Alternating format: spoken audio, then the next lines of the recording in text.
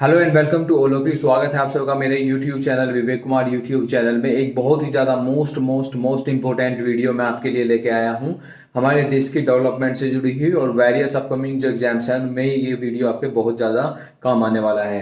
देखिए रिसेंटली अभी हुआ क्या है, एक बहुत ही बड़ी अनाउंसमेंट हुई है टेक इंडस्ट्री में। यहाँ पर अनाउंसमेंट किया गया है कि वेदांता ग्रुप और फॉक्सकॉन मिलकर के एक सेमीकंडक्टर और चिप मैन्युफैक्चरिंग फैक्ट्री यहाँ पर गुजरात के धोलेरा में सेटअप करने वाले हैं। तो क्या है ये कंप्लीट वीडियो और कैसे सब कुछ काम होने वाला है और कैसे ये जो मूव है भारत की जो टेक इंडस्ट्री में पकड़ है उसको मजबूत करेगा, मैं कंप्लीट आपके सामने क्लियर करने वाला हूं। देखिए अगर बात करें वेदांता की, तो वेदांता एक इंडियन कंपनी है जिसके हेडक्वार्टर है मुंबई में। अनिल अग्रवाल जो है इसके चेयरमैन हैं। और अगर बात करें फॉक्सकॉन की, तो फॉक्सकॉन एक ताइवानीज कंपनी है जो कि एक ओरिजिनल इलेक्ट्रॉनिक मैन्युफैक्चरर कंपनी है। और ये कंपनी एप्पल कंपनी का सबसे बड़ा वेंडर भी है। एप्पल कंपनी के सबसे ज्यादा जो डिवाइसेस बनते हैं, एप्पल का आईफोन हो गया, आईपैड वगैरह हो गया, तो सबसे ज्यादा फॉक्सकॉन ही बनाती है। वो एक ताइवानीज कंपनी है। तो ये दोनों कंपनीज मिलकर के यहाँ पर भारत में एक फैक्ट्री सेटअप करेंगी और इसमें हिस्सेदारी जो होगी 60% यहाँ पर पैसा जो है वो लगाएगी फॉक्सकॉन कंपनी और 40% जो पैसा खर्च किया जाएगा वो किया जाएगा वेदांता ग्रुप के द्वारा। टोटल 1,54,000 करोड़ रुपए यानी कि $20 बिलियन के आसपास में यहाँ पर ये फैक्ट्री खड़ी की जाएगी और आने वाले 2 साल में ये काम कंप्लीट भी यहाँ पर कर लिया जाएगा। वेदांता ग्रुप अभी तक हमारे देश में जो बिजनेस करता है वो यहाँ पर उसका बिजनेस है माइनिंग में। राजस्थान, गोवा, उड़ीसा, कर्नाटका में वेदांता ग्रुप आयरन और स्टील, कॉपर, गोल्ड आदि की माइनिंग करता है। लेकिन अभी वो यहाँ पर चिप मैन्युफैक्चरिंग में भी अपने पैर यहाँ पर पसारने जा रहा है। देखिए यहाँ पर ये कोशिश हम बहुत सालों से कर रहे थे। 1989 से हम यहाँ पर ट्राई कर रहे थे कि हमारे देश में सेमीकंडक्टर की जो मैन्युफैक्चरिंग है उसको यहाँ पर बूस्ट दिया जाए, लेकिन हम हर बार यहाँ पर फेल होते रहे। अब जाकर के हम यहाँ पर कामयाब हुए हैं क्योंकि गवर्नमेंट ने लॉन्च की है PLI scheme, production linked incentive scheme. उस स्कीम में $10 बिलियन यहाँ पर रखे गए हैं उन कंपनीज के लिए जो कि यहाँ पर भारत में सेमीकंडक्टर की मैन्युफैक्चरिंग करेंगी।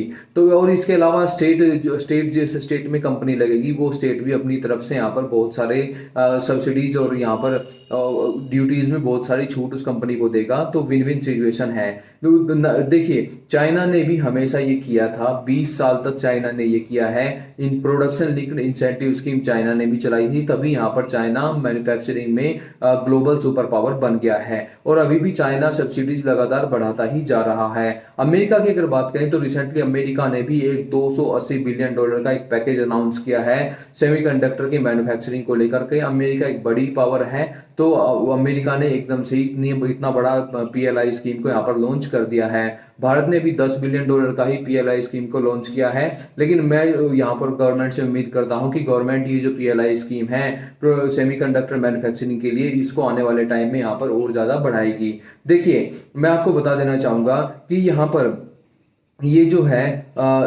इस फैक्ट्री के लगने के बाद एक उम्मीद ये बताई जा रही है कि जो लैपटॉप्स, जो मोबाइल्स आपको आज के टाइम में 1 लाख रुपए के मिलते हैं, आज से कुछ सालों बाद वो लैपटॉप्स 40,000 रुपए के हो जाएंगे, क्योंकि उनमें लगने वाले जो ग्लास होंगे, जो स्क्रीन्स होगी, जो सेमीकंडक्टर होंगे, वो सब इंडिया में ही मैन्युफैक्चर किए जाएंगे और जो इम्पोर्ट ड्यूटी लगती है वो इम्पोर्ट ड्यूटी यहाँ पर नहीं लगेगी और उनकी जो प्रोडक्शन कॉस्ट है वो कम होने से हमको वैसे भी वो इक्विपमेंट सस्ते मिलेंगे। तो इंडिया में जो है एक डिजिटलाइजेशन का जो युग है वो आने वाला है, ये भी आप बोल सकते हैं। वेदांता ग्रुप के जो चेयरमैन है अनिल अग्रवाल, उन्होंने भी बोला है कि हैप्पी टू इन्वेस्ट, मैं आज बहुत ही खुश हूँ, हमने ये कर दिखाया है और हम यहाँ पर अभी सेमीकंडक्टर मैन्युफैक्चरिंग में इंडिया का जो प्लेस है उसको एक बहुत मोस्ट इंपोर्टेंट जगह पे लेके आने वाला है। इसकी वजह से होने वाला क्या है, जो हाईली एजुकेटेड पर्सन होंगे उनके लिए 1 लाख जॉब्स का यहाँ पर क्रिएशन होगा और इसके अलावा जो अदर सेमी स्किल्ड वर्कर्स होते हैं उनके लिए भी बहुत सारी जॉब्स जो है यहाँ पर ऑटोमेटिकली क्रिएट हो जाएंगी।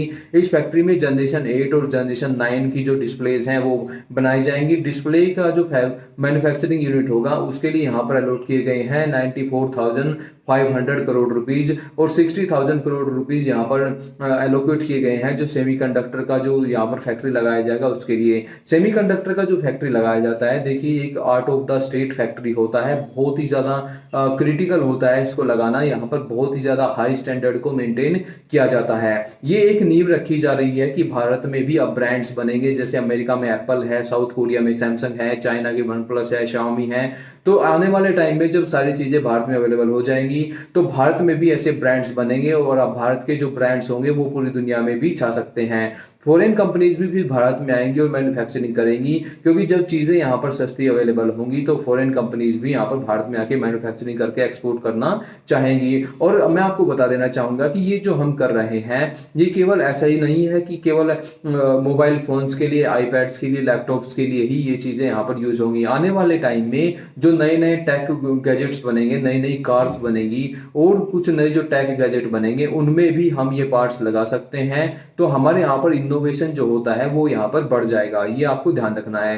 भारत की जो सेमीकंडक्टर की मार्केट है 2021 में वो 27.2 बिलियन डॉलर की थी और 2026 तक 19% के एनुअल ग्रोथ रेट से बढ़कर के अनुमान लगाया जा रहा है कि ये 64 बिलियन डॉलर्स का हो जाएगा। तो एक बड़ा मार्केट है यहाँ पर। और अगर बात करें हम इसके अलावा भी और कुछ कंपनीज हैं, international consortium ISMC and IGSS, ये एक सिंगापुर बेस्ड कंपनी है।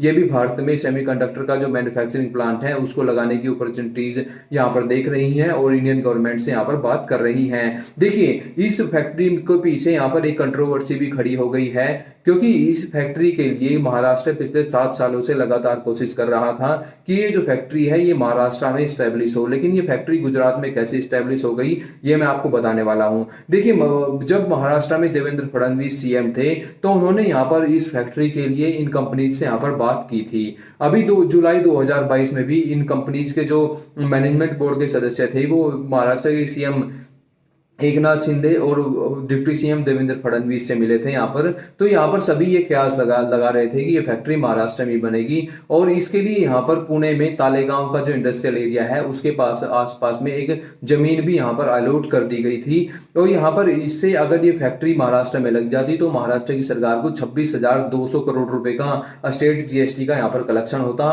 और अगर ये फैक्ट्री वहां पर लगती तो उसके अलावा वहां पर 35 से करीब 40,000 करोड़ रुपए की और इन्वेस्टमेंट भी महाराष्ट्र में आती, क्योंकि ये जब फैक्ट्री बनेगी तो इसके आसपास बहुत सारे फैक्ट्रीज ऑटोमेटिकली बन जाएंगी जो इस फैक्ट्री को सप्लाई पार्ट्स की सप्लाई करेंगे यहाँ पर। और 150 से ज्यादा जो कंपनीज महाराष्ट्र में थी उनको बेनिफिट होता। इनडायरेक्टली यहाँ पर 70,000 से लेकर 1 लाख जॉब्स उन कंपनीज में क्रिएट हो जाती जो इस कंपनीज को छोटे छोटे पार्ट्स यहाँ पर सप्लाई करेंगे। तो इस चीज को लेकर के विपक्ष जो है महाराष्ट्र में, आदित्य ठाकरे या फिर राज ठाकरे, वो यहाँ पर बोल रहे हैं कि ये जो थी यहाँ पर ये फैक्ट्री महाराष्ट्र में लगनी चाहिए थी, लेकिन यहाँ पर ये गुजरात में कैसे लग गई। तो देखिए मैं बता देना चाहूंगा इसको लेकर के वेदांता ग्रुप ने यहाँ पर, वेदांता ग्रुप के जो चेयरमैन है अनिल अग्रवाल, उन्होंने यहाँ पर एक स्टेटमेंट बस ये दिया है कि हमारा एक नेक्स्ट प्लांट आ रहा है जो कि बहुत बड़ा होगा, जिसमें हम ग्लास मैन्युफैक्चरिंग और इलेक्ट्रॉनिक डिस्प्ले मैन्युफैक्चरिंग करेंगे, वो महाराष्ट्र में ही बनने वाला है। लेकिन यहाँ पर मैं आपको बता देना चाहूंगा, देखिए महाराष्ट्र और गुजरात ने यहाँ पर क्या क्या लुक्रेटिव यहाँ पर ऑफर्स दिए थे इन कंपनीज को, जिससे कि यहाँ पर जो ये प्रोजेक्ट है वो चला गया गुजरात में। महाराष्ट्र ने सबसे पहले बोला था कि आप यहाँ पर जो भी प्रोडक्शन करोगे उसका हम 30% आपको सब्सिडी देंगे और जो हम आपको बिजली सप्लाई करेंगे उसके हम चार्ज लगाएंगे 1 रुपये पर यूनिट, यानी कि बहुत सस्ती दरों पर हम आपको बिजली देंगे।